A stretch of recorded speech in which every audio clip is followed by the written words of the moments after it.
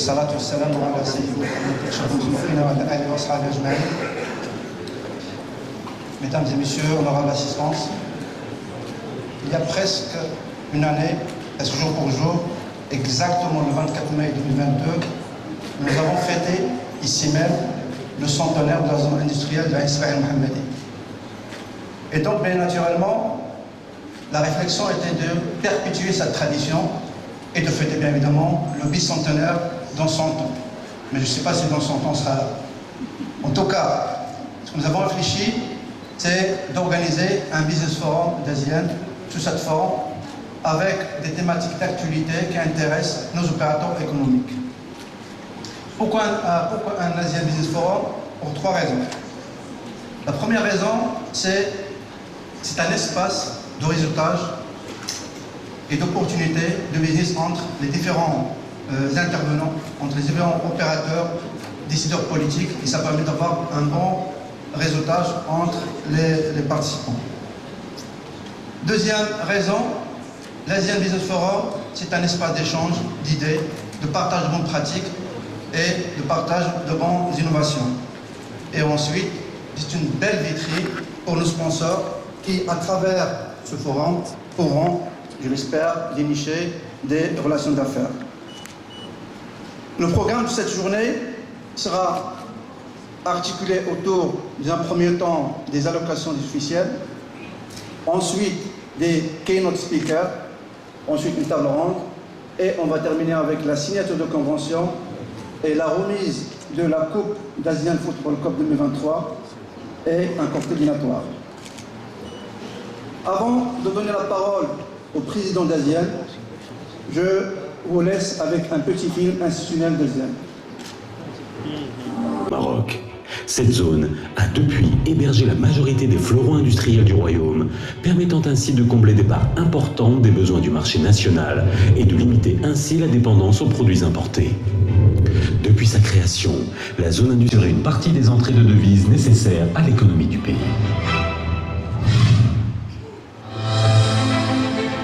Aujourd'hui, la zone industrielle Ain Ismaïl Mohammadi s'étend sur une superficie de plus de 435 hectares et regroupe plus de 500 unités industrielles parmi les plus performantes en Afrique et qui opèrent dans plus de 30 secteurs d'activité différents.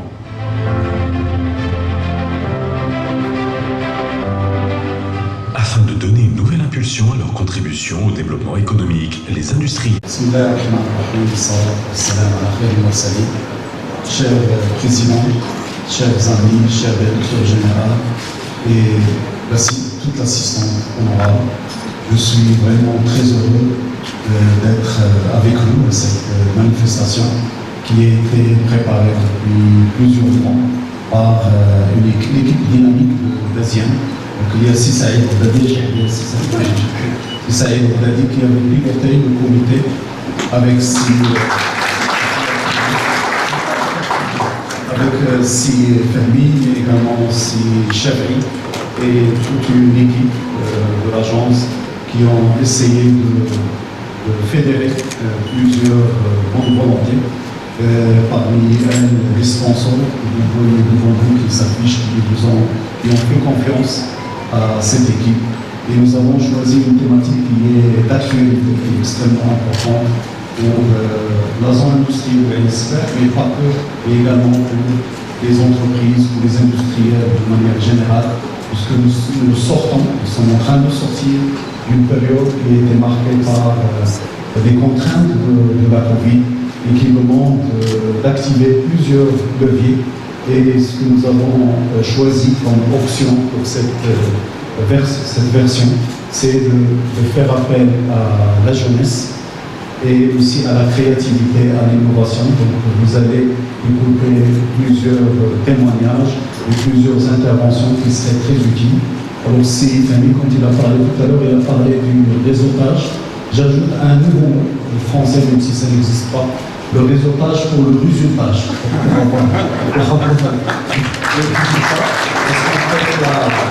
La synergie qui peut exister entre les différents opérateurs est très fructueuse et permet d'aller le plus loin possible, surtout que dans notre pays, il y a une volonté forte pour promouvoir le Made in Morocco. Et le Made in Morocco ne peut pas se faire par des opérateurs isolés.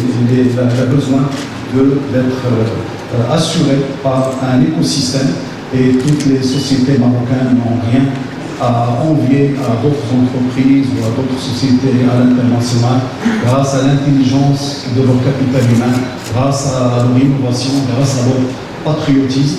Et vous avez aussi avec nous les institutionnels que je remercie, que ce soit le ministère de l'Industrie, également le département de la formation, la région de Casablanca. Et tout cet écosystème va être extrêmement utile et encourageant. Et je saisis cette occasion pour remercier les autorités locales, Monsieur le Wali, Monsieur le gouverneur de la province de l'Israël et leurs équipes qui ont toujours accompagné cette association et qui étaient à l'écoute, même au moment où nous avions à gérer certaines situations particulières. Donc je pense que cet après-midi va être utile, va être riche, et nous avons le plaisir d'avoir plusieurs personnalités, notamment notre nouveau président de CGN. Félicitations de manière publique qui est un industriel, mais qui est aussi un acteur économique dans le monde industriel et de l'entreprise. Nous avons aussi une autre personnalité qui n'est pas parler d'elle, c'est Sehmed Ayesh, qui est le président fondateur de la COMADER, de la Confédération de l'agriculture et du développement rural.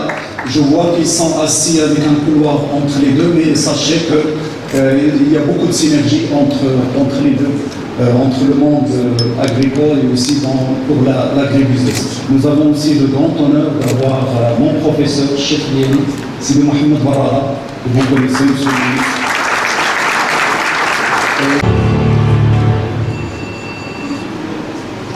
Mesdames et Messieurs le Président, Mesdames et Messieurs le Directeur, chers amis, je suis particulièrement heureux d'être parmi vous à ce business forum organisé par l'association ASEAN et pour débattre des enjeux économiques actuels et des leviers de croissance dans un environnement effectivement complexe et en perpétuelle transformation.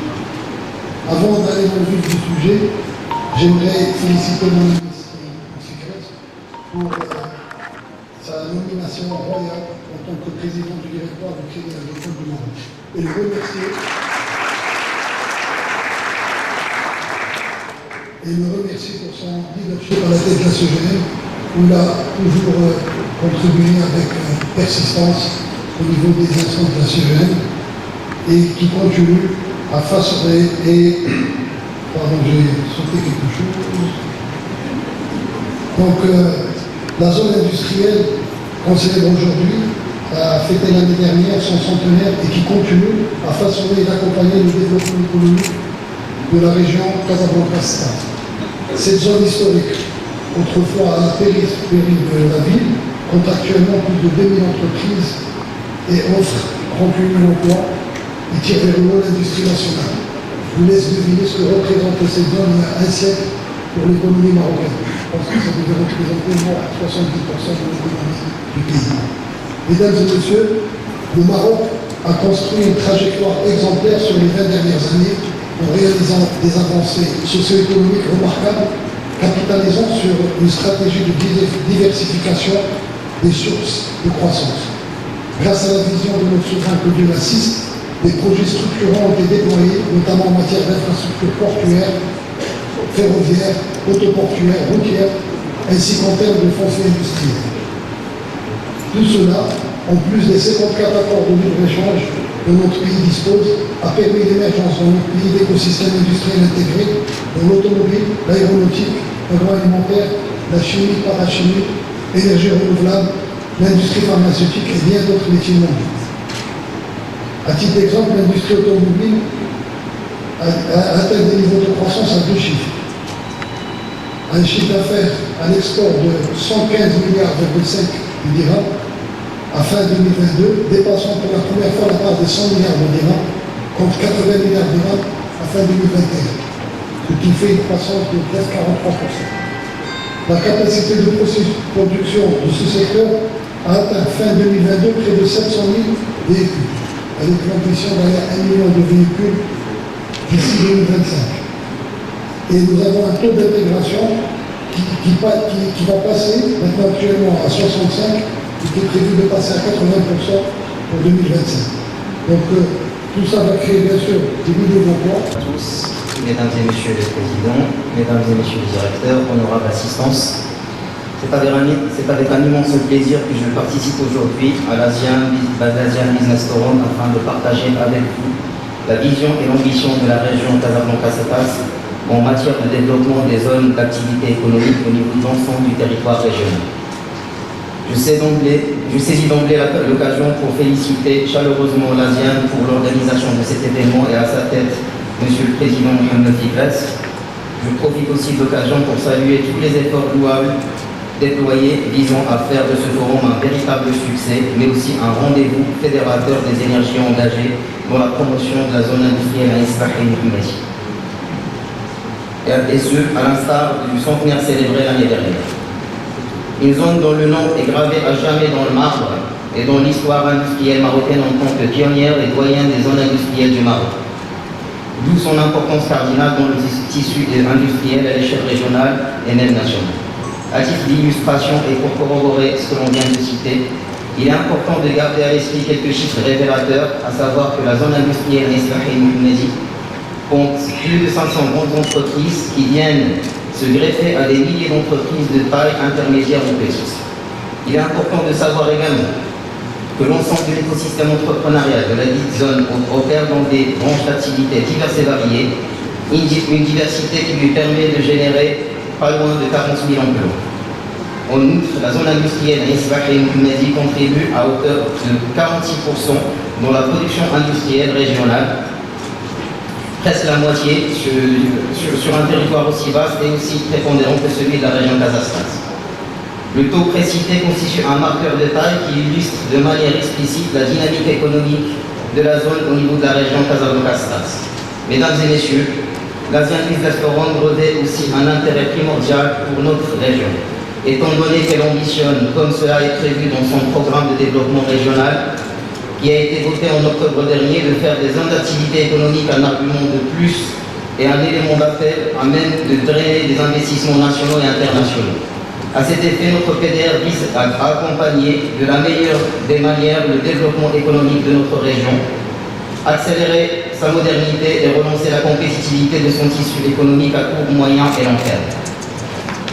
Dans cette optique, et en vertu des prérogatives qui sont dévolues à la région, le Conseil de la région Kazakhstan a toujours été animé par le souci d'accompagner le développement, à la fois quantitatif et qualitatif, des zones d'activité économique et leur impact réel sur les bassins d'emploi et les citoyens de l'ensemble du territoire de la région. De la même manière, le Conseil de la région entend répondre de façon efficace et efficiente aux exigences des investisseurs nationaux et internationaux en mettant à leur disposition des modèles de zones respectant les normes et les standards internationaux. À ce titre, la région Kazakhstan dispose de deux outils stratégiques en faveur du développement des zones d'activité économique durable et résiliente au changement climatique, à savoir le PDR et le SRAT. Il s'agit là en effet de deux références territoriales qui apportent des réponses concrètes et des solutions adaptées tout en conjuguant la vision économique et sociale de la région en projet et à très forte valeur ajoutée pour l'ensemble de l'écosystème économique régional. Ce qui est susceptible d'assurer un développement responsable, durable et inclusif. Aujourd'hui, nous allons discuter des levées de croissance dans un monde complexe, un monde qui bouge, un monde qui connaît des transformations rapides et importantes. Nous avons, grâce à la vision du monde souverain, ces 20 dernières années connu un développement très fort, que ce soit au niveau de l'industrie ou au niveau d'autres secteurs.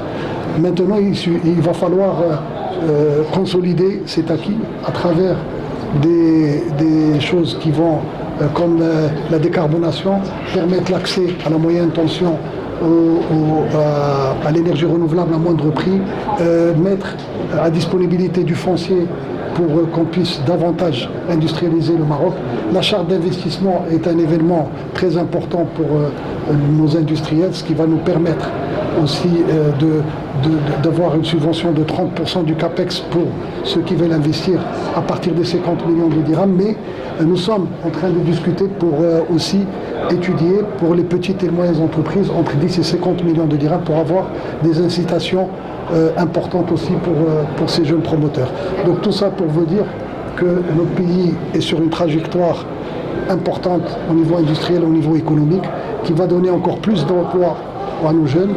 Et nous avons étudié et identifié tous les leviers qu'il faut pour libérer les énergies. Merci.